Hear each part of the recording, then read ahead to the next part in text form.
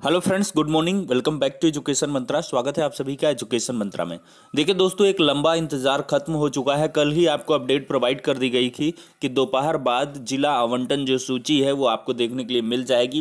क्योंकि कुछ ऐसे कारण थे जिनकी वजह से थोड़ा सा डेटा वगैरह को फिल्टर करने में, चॉइस फिलअप की जो अभ्यर्थियों ने उसके आधार पर जिला आवंटन करने में थोड़ी सी जो दिक्कतें आई, चूंकि आवेदन की मियाद जो है 2 दिन बढ़ी थी। तो इस वजह से अब सारी की सारी चीज़ें तैयार हैं। सचिव साहब से फॉरवर्ड होते ही वो दोपहर बाद तक आपको देखने के लिए मिल जाएंगी। हो सकता है दोपहर के पहले भी आ जाए, 10-11 बजे 12 बजे तक आ जाए, लेकिन पूरी तरीके से सब कुछ काम कंप्लीट हो गया है। अब जैसे ही देखिए सूची जारी हो जाएगी, वैसे ही अभ्यर्थियों को अपने डॉक्यूमेंट्स वगैरह लेके काउंसलिंग स्थल के लिए निकल लेना होगा। क्योंकि क्या है कि फिर समय बहुत कम बचेगा। आज एक हो गई, फिर इसके बाद बहुत ज़्यादा अभ्यर्थी ऐसे हैं जो सुदूर जनपद के हैं। पता नहीं और से छोर किसी का सिलेक्शन हो। मान लिया सहारनपुर का कोई अभ्यर्थी, अगर उसका जाके इधर जो है सोनभद्र हो रहा है, तो कितनी अड़चने हैं, तो उसको आना ही पड़ेगा। तो अब देखिए उस पर भी चर्चा कर लेंगे। और सबसे बड़ी बात कि दिव्यांगों को 3% ही आरक्षण मिलेगा इस शिक्षक भर्ती में। उत्तर कुंजी प्रकरण भी आज लगा हुआ है। सुप्रीम कोर्ट में शिक्षा मित्र मामले की सुनवाई कब कुछ कैसे होगी, इस पर भी चर्चा करेंगे। और गुणांक के साथ ही इनको बाहर करने की तैयारी है। अभ्यर्थियों को लगातार ये चीज़ें सता रही हैं और उनके द्वारा मांग की जा रही हैं कि गुणांक का कॉलम भी जिला आवंटन सूची में रखा जाए। तो देखते हैं क्या कुछ होता है। सबसे पहले तो आज की अपडेट को समाचार पत्रों के माध्यम से क्लियर करेंगे। देख सकते हैं दोस्तों, आज जारी होगा शिक्षक भर्ती का जिला आवंटन। देखिए, परिषदीय प्राथमिक स्कूलों में 69,000 सहायक अध्यापक भर्ती के लिए जिला आवंटन सोमवार दोपहर बाद जारी होगा। बेसिक शिक्षा परिषद की ओर से 17 मई को जारी टाइम टेबल के अनुसार 31 मई को जिला आवंटन जारी होना था, लेकिन मोबाइल नंबर संशोधन के लिए आवेदन की अंतिम तिथि 26 से 28 मई तक कर देने के कारण तैयारी नहीं हो पाई। बेसिक शिक्षा परिषद के सचिव विजय शंकर मिश्र ने बताया कि परिषद एवं एनआईसी की टीम काम कर रही, जैसे ही तैयारी पूर्ण होगी निर्णय लिया जाए। गौरतलब है कि भर्ती के लिए आवेदन करने वालों में 1,36,621 अभ्यर्थियों में से जिनका नाम जिला आवंटन की सूची में होगा, उन्हें ही 3 से 6 जून तक होने वाली काउंसलिंग में प्रतिभाग करने का अवसर मिलेगा। देखिए, जिला आवंटन लिस्ट में गुणांक और कैटेगरी जारी करने की मांग।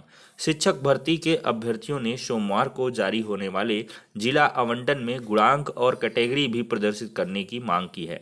हालांकि पहले कैटेगरी प्रदर्शित होती थी।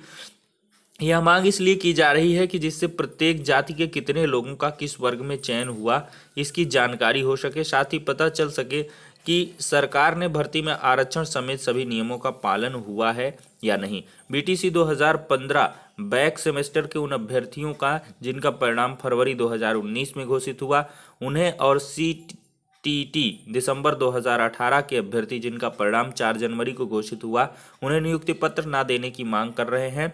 बीएड अपीयरिंग के अभ्यर्थियों को भी काउंसलिंग में प्रतिभाग न करने की मांग कर रहे हैं। 68,500 में चयनित शिक्षकों को एनओसी न देने और प्राप्तांक पूर्णांक की गलती करने वालों को भी शामिल न करने की मांग की गई है। देखिए, इसमें ये मांग तो एकदम से जायज़ नहीं है। अभ्यर्थी जो भी कर रहे हैं कि प्राप्तांक पूर्णांक में जिन्होंने गलती की है, अगर भाई उसके एजुकेशनल डॉक्यूमेंट सही हैं, तो उसको मांग के द्वारा ये कुल मिला के बाहर करवाना कि इनको बाहर किया जाए, ये तर्कसंगत न्याय संगत नहीं है। आपसे भी गलतियां हो सकती हैं, साइबर कैफ़े की मिस्टेक हो या सर्वर की समस्या के चलते हुआ हो। अगर आपने कुछ त्रुटियां कर दी हैं तो ऐसा नहीं कोई अपराध कर दिया है, तो इस पर विचार किया जाना चाहिए। क्योंकि त्रुटि संशोधन का मौका भी नहीं दिया गया, फॉर्म में करेक्शन का मौका भी नहीं इसमें दिया गया है। तो अवश्य ही ऐसे अभ्यर्थी एकदम से परेशान ना हो। सैकड़ों कमेंट आते रहते हैं प्राप्तांक पूर्णांक की मिस्टेक को लेकर। अगर यहाँ से कुछ होता है तो अवश्य ही राहत मिलेगी, अदरवाइज कोर्ट जाना पड़ जाएगा आपको, और उसके लिए पर्याप्त ग्राउंड्स हैं। और देख रहे हैं कि लखनऊ खंडपीठ और इलाहाबाद हाईकोर्ट का तो अभी रिसेंट का ही ऑर्डर है कि सचिव को प्रत्यावेदन देने के लिए कहा गया है, और डायरेक्शन भी किया गया है कि उचित निर्णय इस पर लें। और हमें जैसा कि लगता है कि जनपदीय चयन समिति के द्वारा एट लास्ट आपका जो है चयन होगा, ऑफलाइन प्रत्यावेदन लिया जाएगा और उसके आधार पर आपको जिला वगैरह अलॉट किया जाएगा। लेकिन अभी कुल मिलाकर प्रथम चरण की काउंसलिंग में दिक्कतें हैं। फिर दिव्यांगों को 4 नहीं 3% ही मिलेगा आरक्षण। देखिए ये भी एक बड़ी खबर है कि शिक्षक भर्ती के आवेदन करने वाले दिव्यांग अभ्यर्थियों में भ्रम की स्थिति है कि उन्हें 4% आरक्षण मिलेगा, जबकि आरक्षण नियमों के अंतर्गत मान्य 3% सीटों पर ही नियुक्ति होगी। अयोध्या के गोपाल प्रदीप कुमार दुबे आदि 1 सितंबर 2018 को जारी शासनादेश का हवाला देते हुए दिव्यांग वर्ग के अभ्यर्थियों को विशेष आरक्षण के तहत 4% आरक्षण देने की मांग को लेकर पूछताछ कर रहे हैं, लेकिन बेसिक शिक्षा परिषद के सूत्रों का कहना है कि दिव्यांग के लिए 3% आरक्षण ही मान्य है। थैलेसीमिया पीड़ित ऐसे अभ्यर्थी जिन्हें उक्त रोग के आधार पर आरक्षण का लाभ मिलना है, वे चलन बाधित श्रेणी में शामिल होंगे। कुल मिलाकर ये 4% में रख दिया जाता था, लेकिन इसको चलन बाधित श्रेणी में रख देंगे तो कुल 3% जो आरक्षण है उसके मतलब मिलने की उम्मीदें हैं। वहीं देख लेते हैं दैनिक जागरण की रिपोर्ट, 69,000 शिक्षक चयन की जिला आवंटन सूची आज। देखिए परिषदीय विद्यालयों में 69,000 सहायक अध्यापक चयन की जिला आवंटन सूची सोमवार को जारी हो रही है। बेसिक शिक्षा परिषद में आवेदन पत्र की जांच और जिला आवंटन प्रक्रिया चल रही है।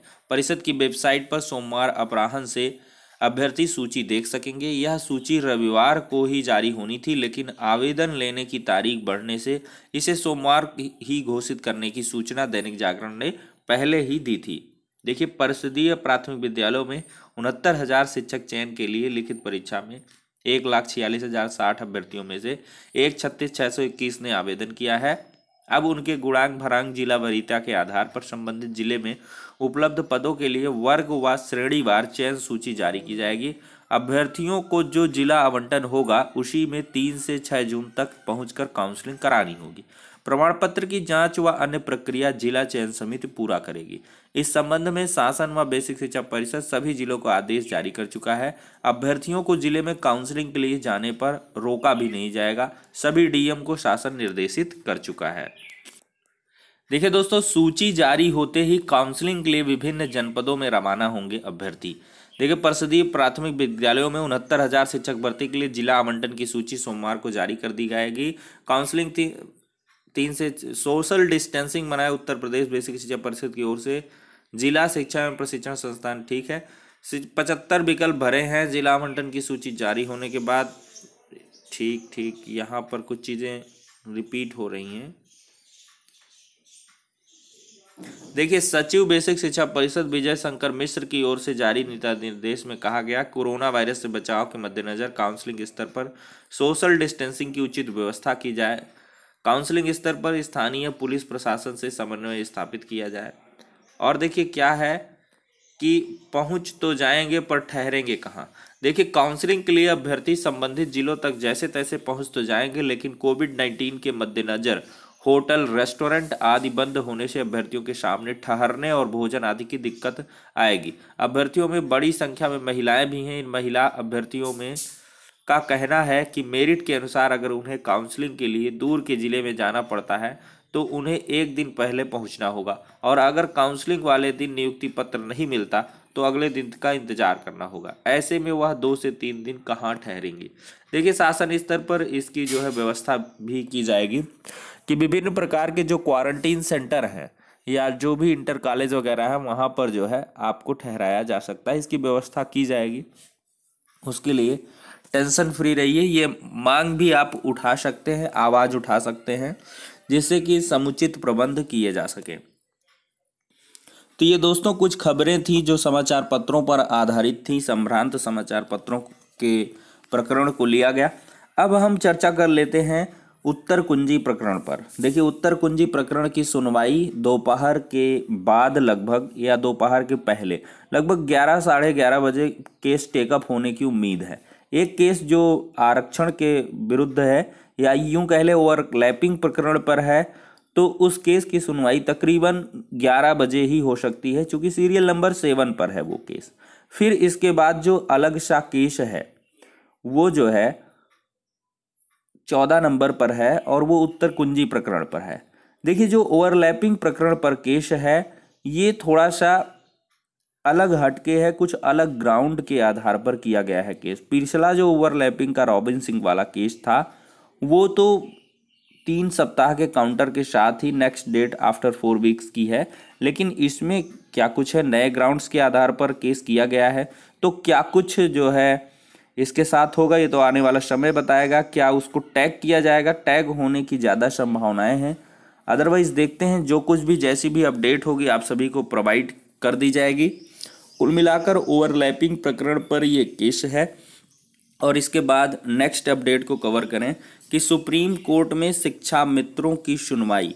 देखिए, शिक्षा मित्रों की सुनवाई को लेकर के ये सूत्रों के अकॉर्डिंग खबर मिल रही है कि 4 जून को, जी हाँ 4 जून को तिथि सुनिश्चित होनी है। लगभग 4 जून को सुनवाई देखने के लिए मिल जाएगी।